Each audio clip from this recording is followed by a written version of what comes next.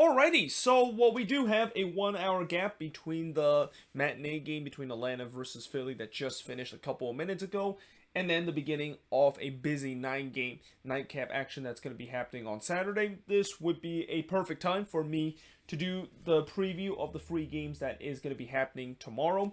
And we start off tomorrow once again with another early game between the Chicago Fire versus Nashville SC. Well, actually, it's another early kickoff, not the fact that both of these teams played each other last week, but it's once again another match week where we have a 1 p.m. Eastern Time, 10 a.m.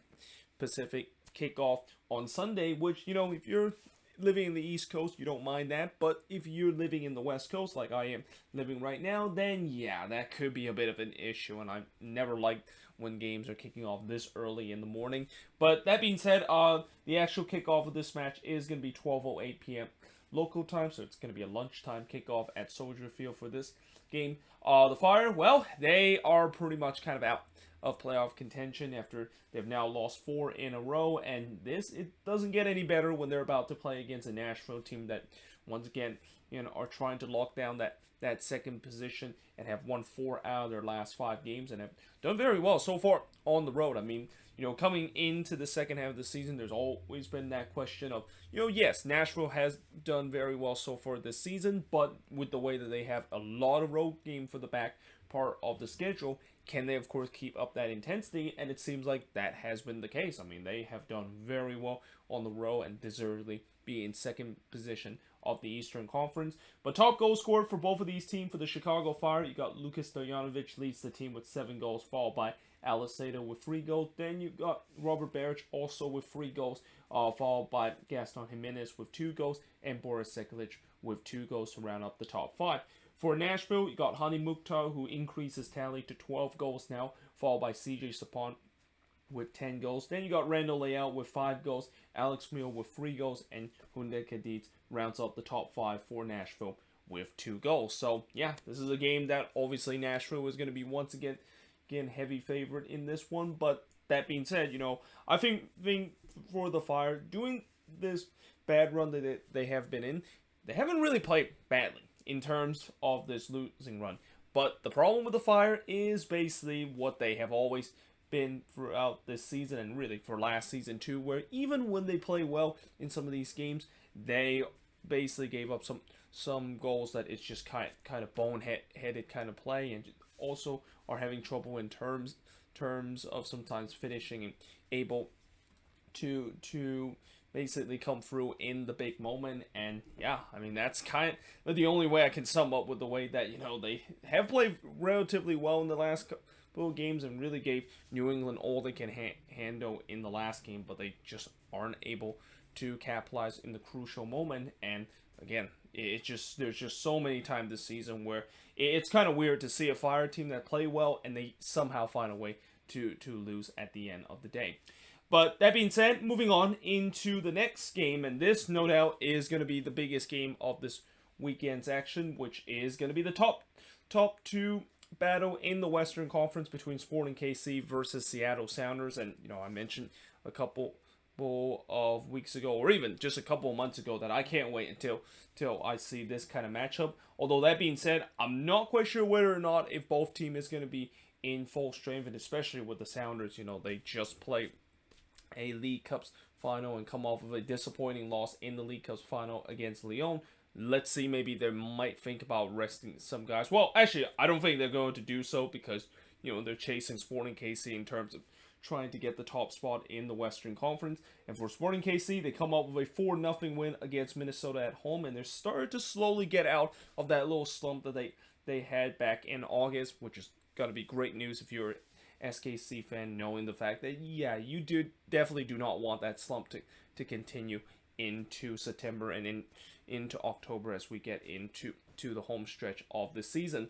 Whereas for the Seattle Sounders, as I mentioned, they come off of a 3-2 loss to Lyon, but they also come off of a 1-0 loss against RSL in the last league match. And I don't want to say it's kind of a slump for them because it's only been 2 games, but for the Sounders team, they're gonna have to try to brush off that tough loss that they have. And it's not easy when you lose a cup final and had an opportunity to get some silverware, and then the very next game you have to refocus in league play, and you're playing against one of the best team in the league. Yeah, it's going to really tell the mentality of the Sounders team, which I think they should be fine, because I've seen before where the Sounders team, when they have to face adversity, they're able to come back and able to show that strong mentality to get a win. But that being said, this is not going to be easy, because they're going to be playing an SKC team. They've already beat them earlier this season.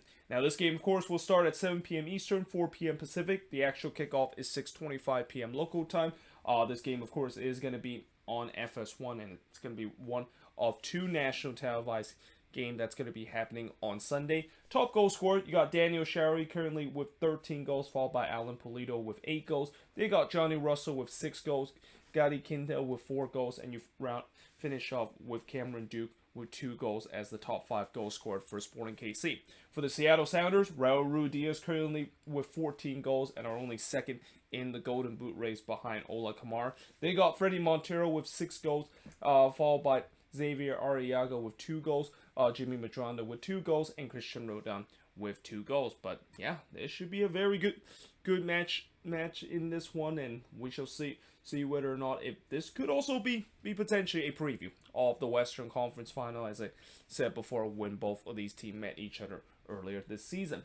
But that being said, moving on into the last game of the Sunday action, and the last game of match week number 27 is none other than Austin FC versus the LA Galaxy. So I'm wearing my Verde again. It's been a very long time since I have wear the Verde, because Austin has gone through a long dry spell period with them losing 5 in a row, and pretty much are in that see you next season mode with a record of 5-4-16. Well, they're playing against a Galaxy side that, yeah, it has not been good for them in these last couple of games, and they are starting to kind of slip out of that crucial show 4 spot, which is the last spot that, as I mentioned before, a team can host at least one playoff game at home, and they have a record of 11-5-9, and they of course are coming off of a 3-0 loss against Minnesota on the road. This game will start at 9:30 p.m. Eastern, 6:30 p.m. Pacific, but the actual kickoff is a relatively late one, 8:38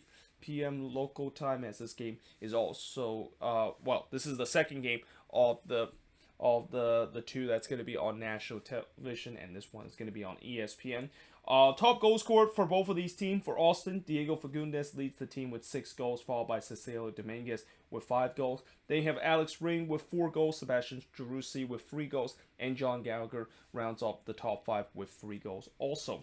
For the Galaxy, unsurprisingly, Chicharito leads the team with 13 goals, followed by Rivalison with 5 goals. They got Kevin Cabral with 4 goals, Sasha Kleshin with 3 goals, and Victor Vasquez also with 3 goals to round up the top 5 for the LA Galaxy. So yeah, for the Galaxy, I think this is no doubt a must-win for them, knowing how things have gone in the last couple of games, because they're going to be playing against an Austin team that, again, they're already started to look toward next season and are just kind of playing out the season. But that being said, for Austin, I think now they can with them knowing the fact that their season is done, as much as they're going to look for in the off season and try to see what went wrong in their inaugural season. They're also going to try to maybe play some spoiler too, and they have a chance to play spoiler against the Galaxy and have a chance to hand them another loss and really start to give this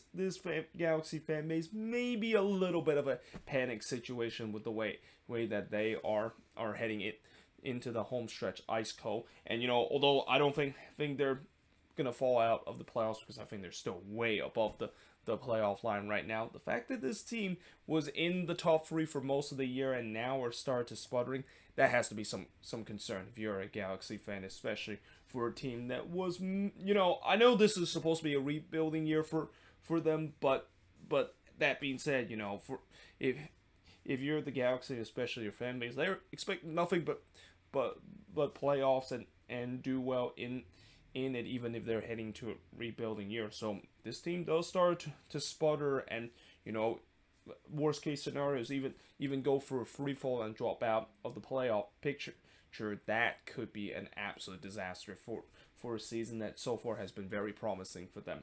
But there you have it. That is pretty much it for the quick preview of the free games that's going to be happening on Sunday. Let me know in the comments below what you think of these free games. And as always, let me know in the comments also the prediction for all 3 of these games. And yeah, hope you guys enjoyed this video. If you do, make sure you guys do a like, smash the subscribe button. And yeah, I, of course, will see you guys next time.